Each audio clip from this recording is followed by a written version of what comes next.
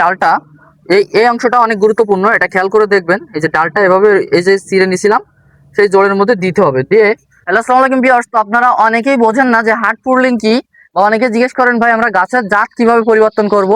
আপনার বাসায় হয়তো আম গাছ আছে যেটা অনেক পুরনো, যেটার আপনি আম ভালো পান না, বা অনেক সমস্যা, গাছে পোকা হয়।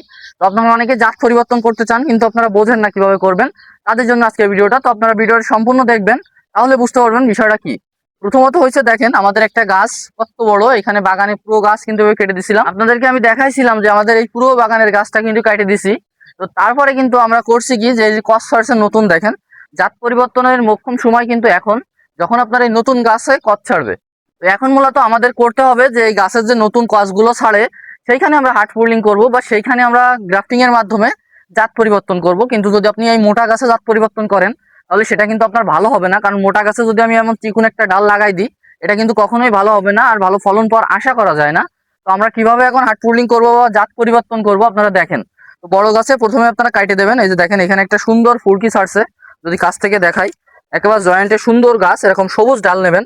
অনেকে জিজ্ঞেস করেন ভাই কেমন ডাল নিব, এমন সবুজ ডাল নিবেন। নিয়ে আপনারা দেখেন এই ডালটা প্রথমে এমন একটা ডাল সংগ্রহ করবেন আপনারা। তারপরে আপনাদের ধারালো কোনো কিছু তীক্ষ্ণ ব্যবহার করবেন। দেখেন আপনাদেরকে দেখাচ্ছি কিন্তু হার্ড পুলিং এর মেন প্রসেস কিন্তু এইটা। এইখান থেকে এইভাবে কেটে ফেলবেন। এই যে মাথা, এইভাবে মাথাটা আলাদা করে ফেলবেন। দেখেন এখানে কিন্তু জয়েন্ট ছিল, মাথাটা আলাদা করছি। এবারে এইখানে ছালের 3/1 ভাগ, দেখেন 3/1 ভাগ আপনাদেরকে যদি একটু দেখাই আমি, যে 3/1 ভাগ যে অংশটা, এই অংশটা এই যে আলাদা করে ফেলবেন। সেম পদ্ধতিতে আপনাদেরকে আগে আমি দেখাইছিলাম যে কিভাবে করতে হয়। আর এটা হচ্ছে ডাল, যেটা আপনারা, আমি কিন্তু আমার ইচ্ছা মতো নিচ্ছি, এটা চ্যাংমাই আমের একটা ডাল। তো আপনারা চাইলে আপনাদের পছন্দ মতো যে কোনো একটা ডাল নিতে পারেন, এভাবে পাতা ছাড়াই নেবেন। আর ডালটা নেবেন সবুজ, দেখেন গা কিন্তু সবুজ এবং জব্দ থাকবে, তখন আপনারা নেবেন। আমাদের এত লম্বা লাগবে না, আমরা এখান থেকে কেটে নিব। তো ডালটা কাটার নিয়ম হচ্ছে, এইখান থেকে দেখেন, এইখান থেকে এই যে একটা ফালি উঠালাম। এবার ঠিক তার উল্টো পাশ থেকে এই যে একটা ফালি উঠালাম। দুটা পাশ থেকে দুটা ফালি উঠাবেন। এবার প্রয়োজন মতো আপনারা চিকুন করে নেবেন। এই যে এত মোটা দেওয়ার কোনো দরকার নেই আমাদের। এই দেখেন এরকম চিকুন করে নিয়ে এরকম একটা কাটিং দিতেও পারেন, নাও পারেন, সেটা আপনাদের বিষয়। দেখেন এই যে এভাবে কিন্তু আপনারা আপনাদের গাছটা কেটে নেবেন।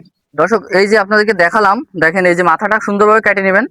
আর এমন একটা ফিতে নেবেন, এটা কিন্তু আপনারা টেপে ব্যবহার করতে পারেন, এটা পলিথিন কাটা আর কি, আমরা যেভাবে নার্সারিতে ব্যবহার করি এটা সেটা। তো দেখেন এটা এভাবে ডালটা, এই অংশটা অনেক গুরুত্বপূর্ণ, এটা খেয়াল করে দেখবেন। এই যে ডালটা এভাবে এই যে চিড়ে নিছিলাম সেই জলের মধ্যে দিতে হবে। দিয়ে একটু চিপে ধরবেন, এই হাত দিয়ে একটু চিপে এবার আপনারা এই ফিতাটা দিয়ে সুন্দরভাবে এটা পেঁচাই দেওয়ার চেষ্টা করবেন, যেন এই ডালটা নাড়া না লাগে, কারণ নাড়া লাগলে অনেক সময় দেখা যাচ্ছে মারা যাওয়ার সম্ভাবনা থাকে আপনার।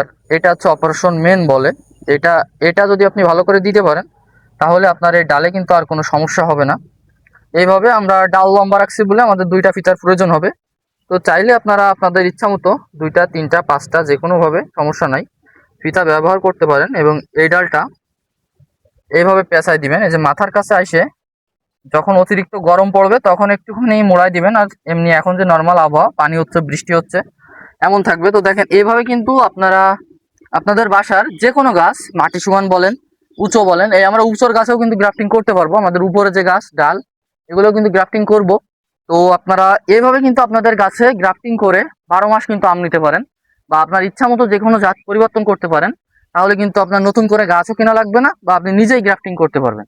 ভিডিওটা ভালো লাগলে অবশ্যই লাইক কমেন্ট শেয়ার করবেন, আমাদের পাশে থাকবেন। আমাদের চ্যানেলে নতুন হলে অবশ্যই পেজটিকে ফলো করে রাখবেন, চ্যানেলটিকে সাবস্ক্রাইব করে রাখবেন।